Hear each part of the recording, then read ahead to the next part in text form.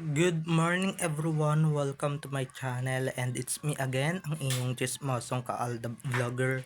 So gusto ko munang magpasalamat sa inyong lahat sa mga walang sawang tumatangkilik, nanonood, sumusuport at sumusubaybay ng mga content ko dito sa aking YouTube channel. So eto huwag ninyong babaktawan o lalaktawan tong ating main topic for today's video. I'm sure na hindi ninyo pagsisisihan na pinanood nyo to mula umpisa hanggang hulihan. And syempre, huwag kayong mag-iisip ng segment. Buuin nyo to start to finish. Kaya eto na, dumako na tayo sa ating main topic for today's video agad-agad. Another fake news na naman mga ka-ADN. Sorry pero alam kong Biyernes Santo ngayon. Another fake news na naman ang pinapakalat ng mga kampon ng search lista dito sa YouTube and syempre sa iba't ibang platforms. Na-take na daw kuno si Alden. So, ito na guys, watch this. Mamaya ipapaliwanag ko sa inyo ng buong buo. So, ito na guys, watch this.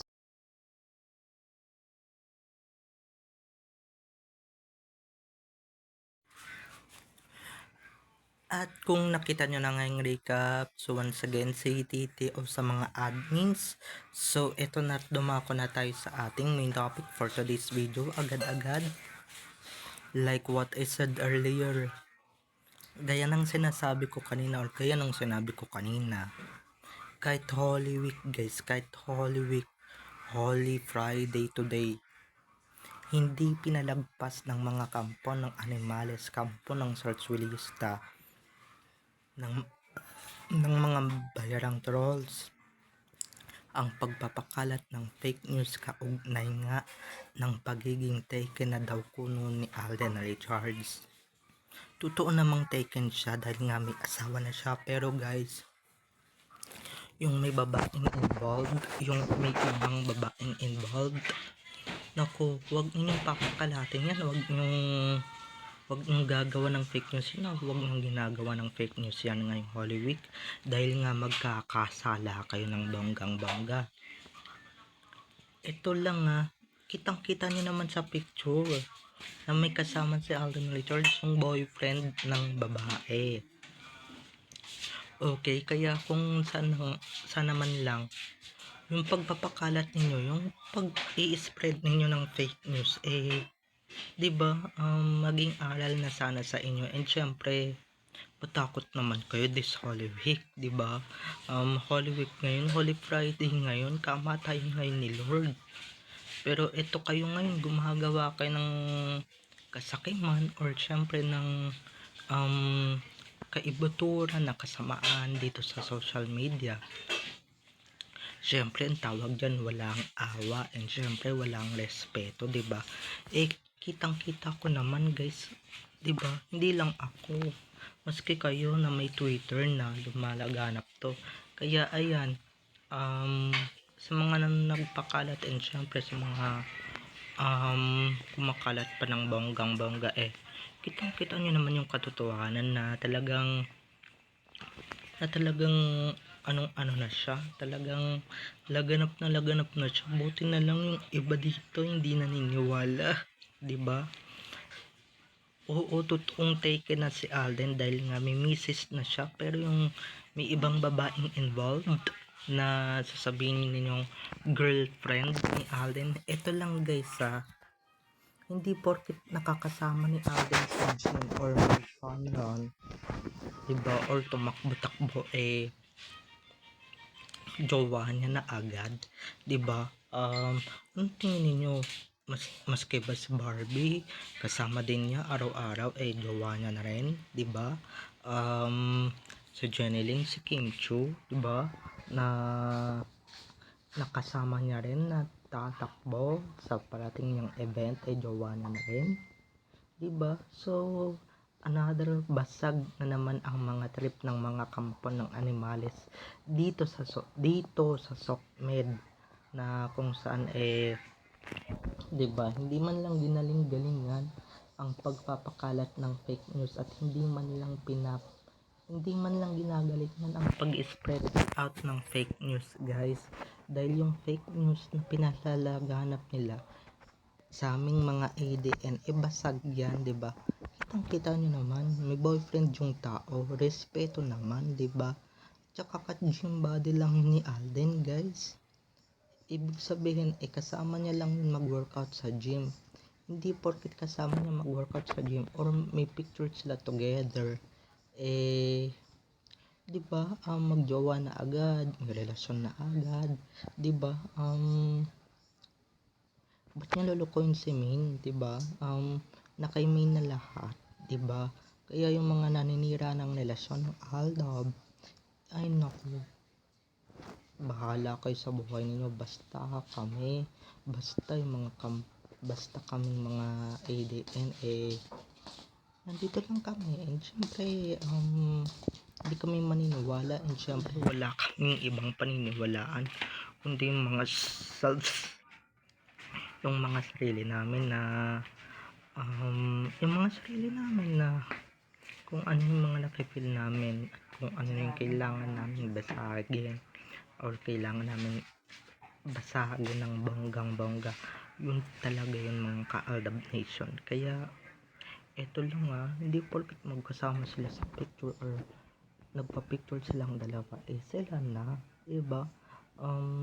Diba pwedeng fan siya ni Alden or fan siya dati ng Aldab, diba?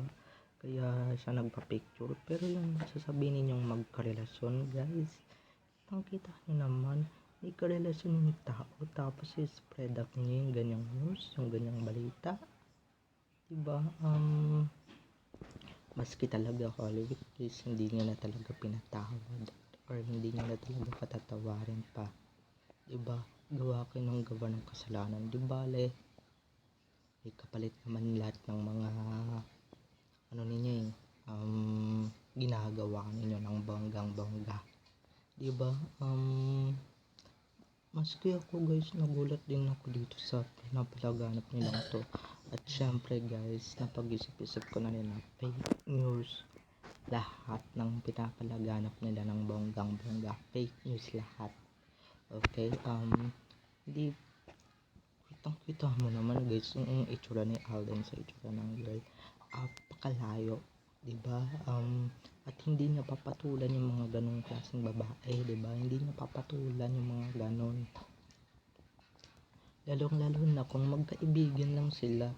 Yung iba dyan, diba, nababasa ko lang na no malice, pero sila to nagbibigay ng kahulugan sa mga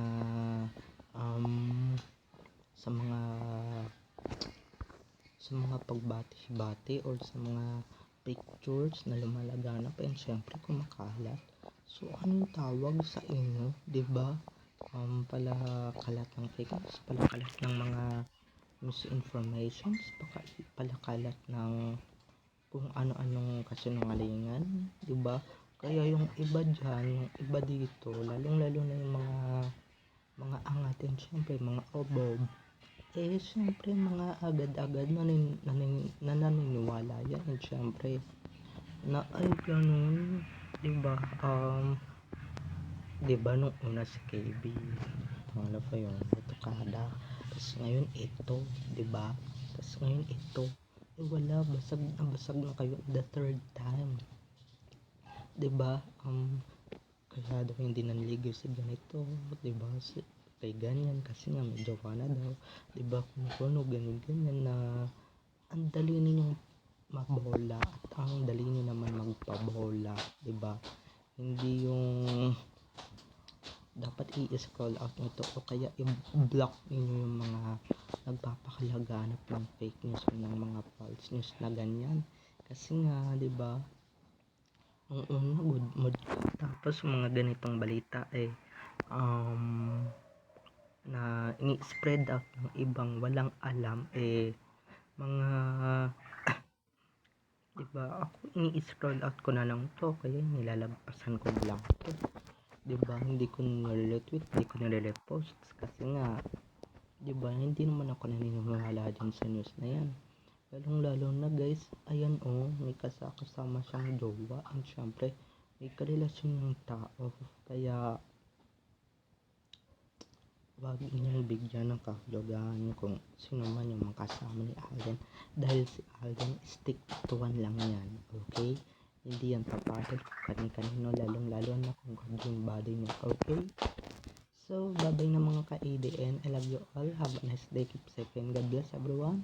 So, don't forget to subscribe to my YouTube channel. And syempre, huwag ninyong kalimutan na i-click ang notification bell para sa ganun ma-notify kayo sa mga susunod ko pang i-upload ng mga videos tungkol kina Ming at Alden, and syempre tungkol sa kanilang mga buhay-buhay inside or outside man yan sa showbiz. Babi na mga ka-ADN, enjoy watching, have a nice day, keep safe and God bless, and enjoy the rest of our Holy Week everyone. Bye bye.